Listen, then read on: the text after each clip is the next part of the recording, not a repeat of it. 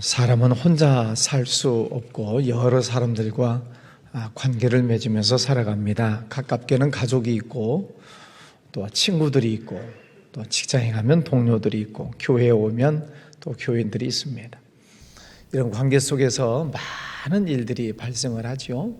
좋은 일도 있고 나쁜 일도 있고 기쁜 일이 있는가 하면 슬픈 일도 있고 또 성공하는 일이 있는가 하면 실패하는 일들도 있고 어떤 때는 또 일치되기도 하고 불일치되기도 하고 또 화합되기도 하고 갈등이 일어나기도 하고 또 국가 간에는 평화로운 때가 있는가 하면 전쟁이 있는 때도 있고 이런 여러 가지 복잡한 관계 속에서 살아가는데 이런 속에서 의견을 조율하기도 하고 또 의견이 충돌하기도 하고 여러 가지 참 복잡한 관계 속에서 사람들이 살아갑니다. 이때 참 중요한 사람이 누구냐면은 재판관입니다.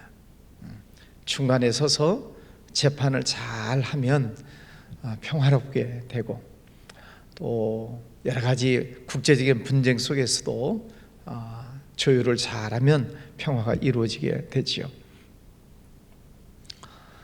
디케 여인상이라고 하는 동상이 있죠. 디케 여인상.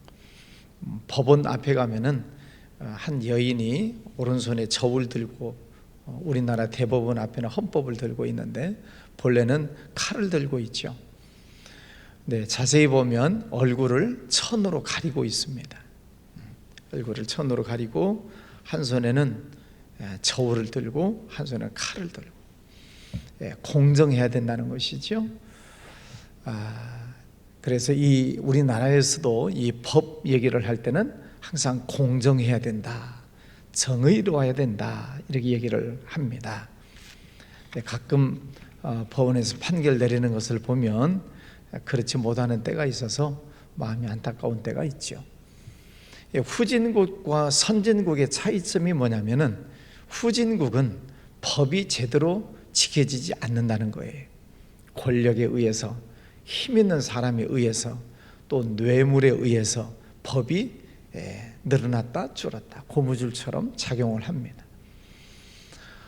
지난주 방글라데시 가서도 여러 가지 법적인 이야기를 들어보니까 뒤로 돈이 들어오면 빨리 나오고 돈이 안 들어오면 뭐 이리 가라 저리 가라 저리 가라 저리 가라 해서 한 바퀴 또 돌아오고 그래도 안 되고 돈 주면 빨리 나오고 그게 후진국이에요. 그러나 선진국으로 가면은 그런 뇌물이 통하지 않지요. 법대로 하는 것입니다. 그게 법이 잘 지켜지는 게 선진국이죠. 그러나 이 세상에 완전한 나라가 있나요? 없습니다.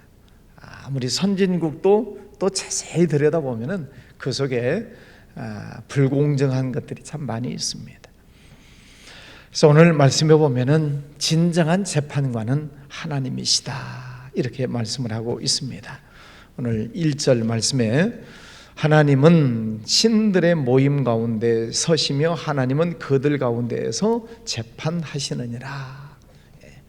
사람들만 심판하신 것이 아니라 신들 위에도 또 하나님이 심판하시는 가장 정확한 심판자는 하나님이시다는 그런 말씀이죠.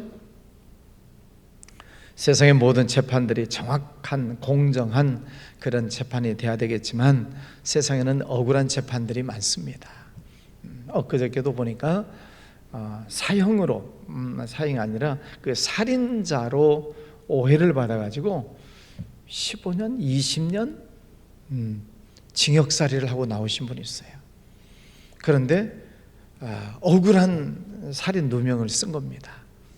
그것을 무죄로 끌어낸 변호사, 우리 교회 박준영 변호사가 계시죠. 그분이 그 사건을 파고 들어가지고 20년 동안 살인자로 지목을 받아서 감옥살이를 하고 있는데 그 억울한 사정을 알고 또 가서 뭐 조사하고 그래서 재심을 이끌어내서 무죄로 끌어냈다는 그런 뉴스를 봤습니다. 재심을 끌어낸다는 것은 굉장히 어려운 일입니다. 왜냐하면 담당 경찰관들이 자기 잘못을 시인해야 되고 또 검사들이 잘못한 것을 시인을 해야 되고 재판이 잘못됐다는 것을 끌어내야 된다는 게 이게 보통 어려운 일이 아니에요. 일개 변호사가 그런 일들을 해낸다는 것이 참 쉽지 않은데, 우리 박 변호사님 참 굉장히 귀한 일을 하지요. 억울한 사람들을 그 억울함을 풀어주는 그런 일을 하지요. 사람은 실수할 수 있습니다. 실수할 수 있고 재판도 실수할 수도 있고, 그러나 최종 심판은 하나님이 하신다 하는 거지요. 다윗의 예를 들면 다윗도 억울한 일을 얼마나 많이 당합니까? 그래서 사울 왕한테 억울한 일을 당해서 도망다니고 쫓겨다니고 죽을 뻔한 일들이 굉장히 많지요. 또 반대로 역전이 돼서 다윗이 그 사울 왕을 죽일 수 있는 기회가 여러 번 있었어요. 그래서 주변에 있는 신하들이 저 사울 왕을 죽입시다, 한 칼이면 죽입니다. 그렇지만 다윗은 안 된다. 하나님의 기름 부어 세운 왕을 인간이 심판해서는 안 된다. 그리고 넘어가죠. 하나님이 심판하신다는 거예요. 결국은 하나님께서 사울을 심판하시고 다윗을 높여주셔서 하나님이 쓰시는 귀한 일꾼으로 세워주시는 것을 보게 됩니다. 의로운 재판관은 하나님이시다 하는 거죠. 우리도 때로 생활을 하다 보면은 억울한 일을 당하는 때가 있습니다. 속상한 일, 기분 나쁜 일, 분한 일, 그런 일들을 만나는 때가 있어요. 그럴 때 대부분의 사람들은 그 억울한 것에 대해서 막 사람에게 하소연을 하고, 또 사람 찾아가서 또 속상한 이야기를 하고 분한 이야기를 하고, 뭐에 자기 편 들어달라는 거죠. 그러나 또 저쪽 가서 얘기를 들어보면 또 저쪽 사람도 억울한 게 있어요. 그래서 서로 핑퐁 게임을 하는데, 우리가 때로 힘들고 어려운 일을 당할 때 의로운 재판관은 하나님이시다. 그 하나님께 맡기고 기도하는 것입니다. 하나님께서 정확한 판단을 하시고 때가 되면 하나님께서 의로운 자를 세우시고 또 잘못된 자들은 심판하시는 재판관이시다 하는 것을 믿는 거죠. 하나님만이 가장 정확한 재판관이시다. 그것을 믿는 것이 믿음이죠. 그게 믿음이에요. 그러면 내게 있는 여러 가지 상황들을 하나님께 맡기고 기도하고 가는 것입니다. 내가 구차하게 말로 어쩌고 저쩌고 설명하고 설득하고 변명하고 그게 아니라 하나님께 맡기는 거죠. 하나님께서 우리의 모든 상황들을 들어주신 줄 믿습니다. 2절에 보면 너희가 불공평한 판단을 하며 악인의 낫보기를 언제까지 하려느냐. 세상에는 불공평한 재판을 하는 재판관들이 많습니다. 불의한 재판관들이 많아요. 누가복음 18장에도 보면은 불의한 재판관 이야기가 나오죠. 억울한 상황을 만난 과부의 속사정을 들어주지 않습니다. 왜? 돈 나올 게 없으니까. 세상에는 불의한 재판관들이 많아요. 그래서 오늘 본문 말씀을 보고 성경을 보면서 재판관들이 좀 성경을 정확하게 봤으면 좋겠다 하는 그런 생각이 들어요. 신명기 16장 18절 이하에 보면은 재판관들에게 하시는 말씀이 있어요.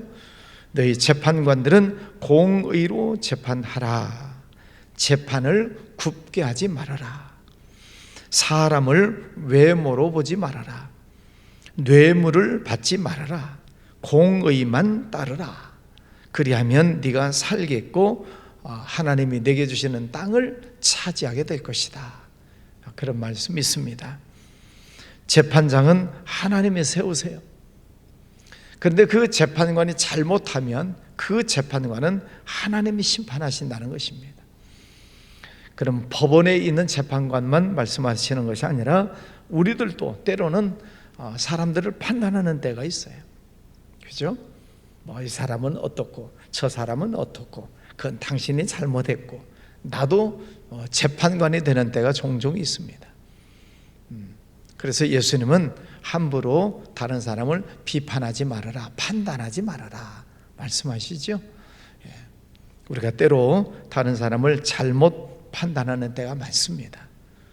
그 사람의 속사정을 모르면, 겉만 보고 이야기를 듣고 판단하다 보면 오해할 때가 많아요. 그래서 예수님 말씀처럼 다른 사람을 함부로 판단하지 말아라 말씀하시죠. 자, 3절 4절 말씀에 보면 가난한 자, 고아, 곤란한 자, 빈궁한 자, 가난한 자, 궁핍한 자, 이런 약한 자들을 이야기하고 있습니다. 세상에는 이런 약한 자들이 많아요. 힘없는 사람, 또 낮은 곳에 처한 사람, 또 불쌍한 사람들이 세상에는 많습니다. 그들을 향해서 공의를 베풀어라는 그런 말씀입니다. 오래전에 유행했던 책이 있어요. 마음을 열어주는 101가지 이야기라고 하는 그 책이 2권짜리가 있었습니다. 그 책 내용 가운데 하나가 기억이 나는 것이 뭐냐면, 미국에 있는 어느 시골 마을에 한 아이가 뇌종양에 걸려요. 그래서 방사선 치료를 하고 항암을 하고 그러는 동안에 머리가 다 빠집니다. 그러니 이 어린 소년이 학교 가기가 부끄러운 거예요. 머리가 다 빠졌으니까. 그래서 이 아이가 학교를 잘 못 나옵니다. 그 소식을 듣고 그 같은 반 아이들이 무슨 일을 했다는 얘기예요? 예. 그 반 아이들이 다 삭발을 합니다. 우리의 저 친구가 병에 걸려서 고통 속에 있고 또 머리가 다 빠져서 고생하고 있는데, 우리들이 그 친구의 마음을 같이 좀 공유하자. 그래서 그 반 아이들이 삭발을 다 합니다. 그래서 그 아이가 학교 나오게 되고 또 친구들의 사랑을 받고 건강을 회복하게 된다는 그런 따뜻한 이야기가 있었죠. 세상에는 이런 가난한 자, 또 고아, 곤란을 당한 자, 빈궁한 자, 이런 사람들이 주변에는 많이 있습니다. 어려운 이웃들을 잘 돌보는 것, 이것은 하나님께서 기뻐하시는 일이죠. 그들을 향해서 공의를 베풀어라 말씀을 하십니다. 우리 교회에서도 그래서 고아와 과부와 어려운 이웃들을 돌보려고 많이 애를 쓰지요.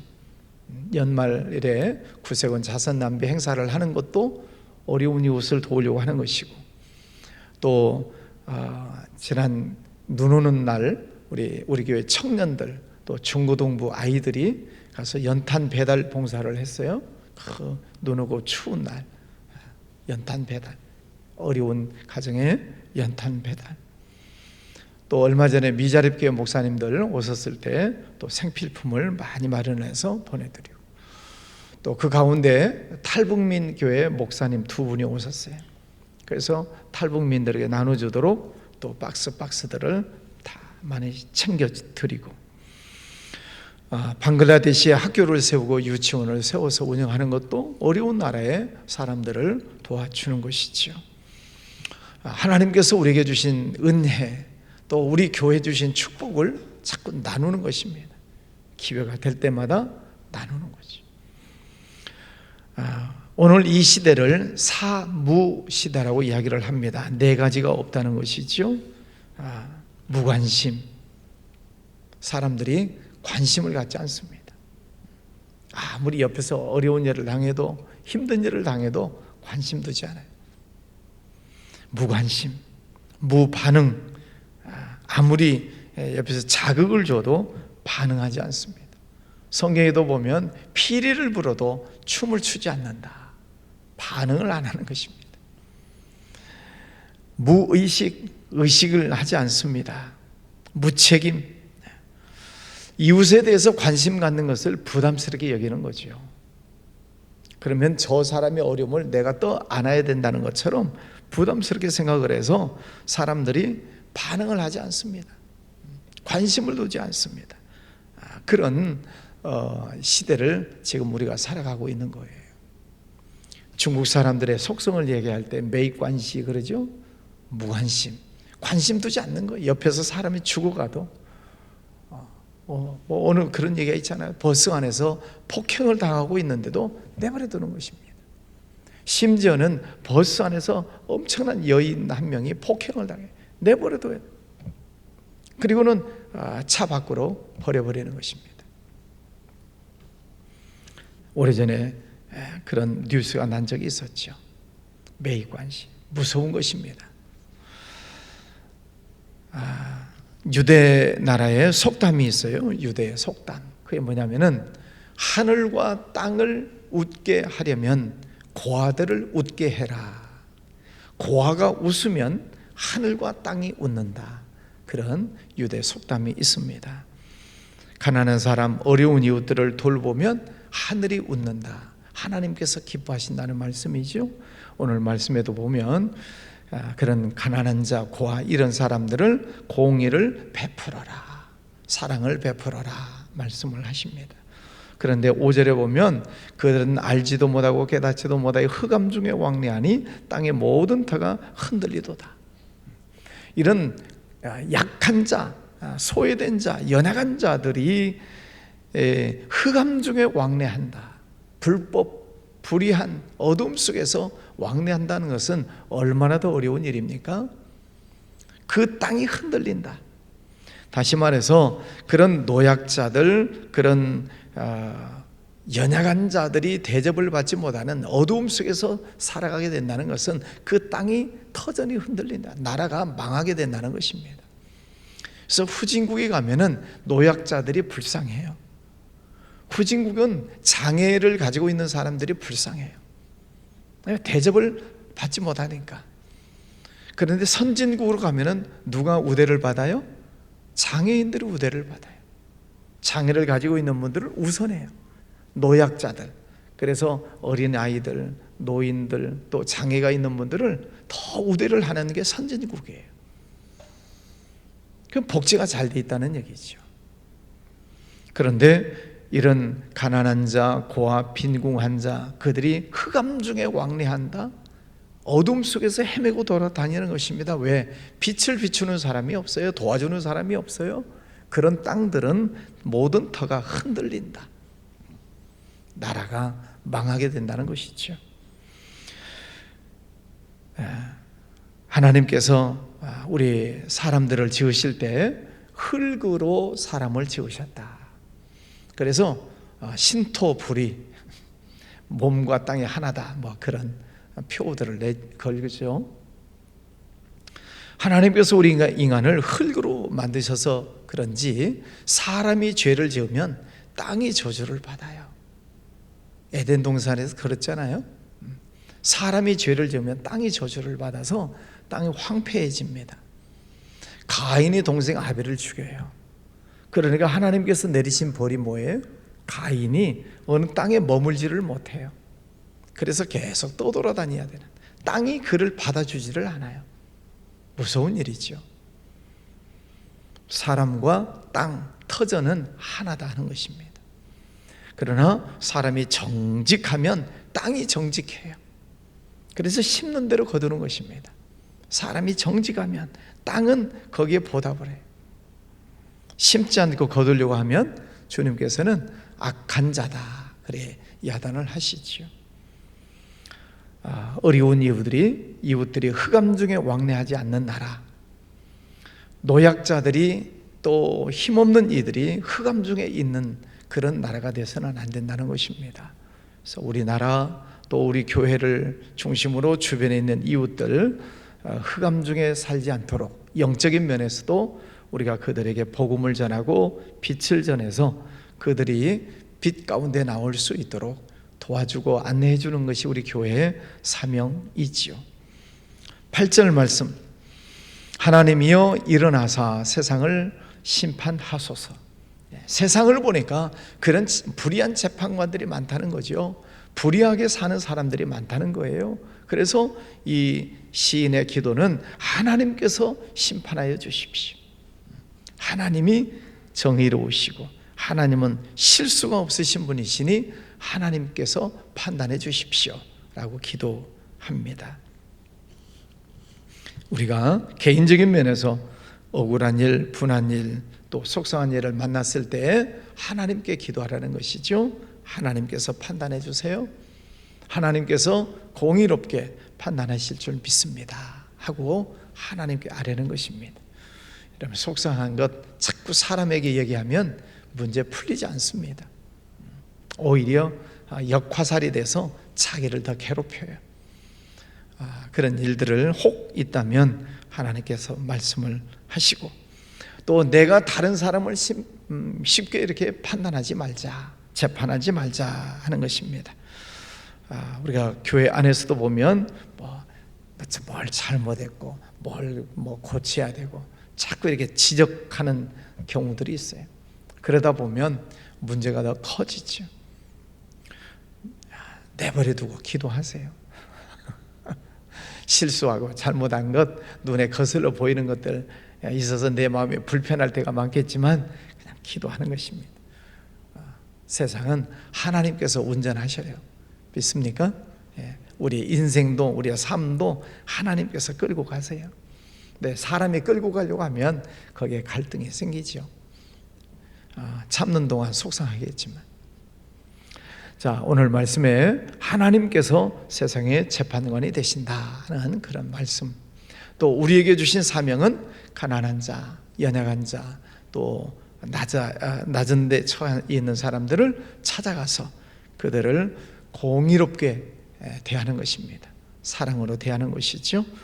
오늘 하루도 하나님께 감사하고 또 하나님께 영광 올려드리는 그런 승리의 날 되시기를 바랍니다. 기도하겠습니다. 거룩하신 아버지 하나님, 감사합니다. 오늘도 귀하고 복된 아침을 허락하여 주셨습니다. 하나님께서 이 세상의 주관자이시고 또 재판관이십니다. 세상에는 분하고 억울한 일들이 많고 불의한 재판관들이 많지만, 그러나 하나님께서 이 나라를 다스려 주시고 또 저희들의 삶을 인도해 주시기를 원합니다. 늘 아버지 하나님 말씀을 잘 듣고 말씀을 따라 순종하며 나아가기를 원합니다. 공의롭게, 정의롭게, 또 연약한 자들을 잘 돌보며 빛을 발하며 하나님 영광 올려드리는 복된 삶이 되게 해 주시옵소서. 아버지 하나님, 지금까지 지켜주시고 은혜 주신 것 감사하옵고, 또 앞으로 생활에 나갈 때 하나님이 보시기에 정직한, 공평한, 공의로운 그런 삶을 살아가게 하여 주시옵소서. 가정과 자녀들, 직장, 사업장, 육신의 건강, 또 기도하는 모든 제목들 하나님 들어주시고 축복해 주시기를 원합니다. 우리 나라의 모든 정치적인 것, 총선을 앞두고 어수선한 것이 있지만, 그러나 결국 이 나라의 주인은 아버지이십니다. 아버지께서 이 나라를 지켜주셔서 어려운 일 생기지 않도록 막아주시고, 저 북한 땅을 불쌍히 여기셔서 잘못된 이념 사상 사라지고 저들이 하나님 앞에 무릎을 꿇고 남한 북한이 서로 하나가 되는 은혜를 허락해 주시기를 원합니다. 해외에 나가 있는 선교사님들 늘 영육간에 강건하게 붙잡아 주시고 선교 지역 곳곳마다 하나님의 나라가 회복되는 역사들 일어나게 하여 주시옵소서. 주님 찬양합니다. 감사하옵고 예수님 이름으로 기도하였습니다. 아멘.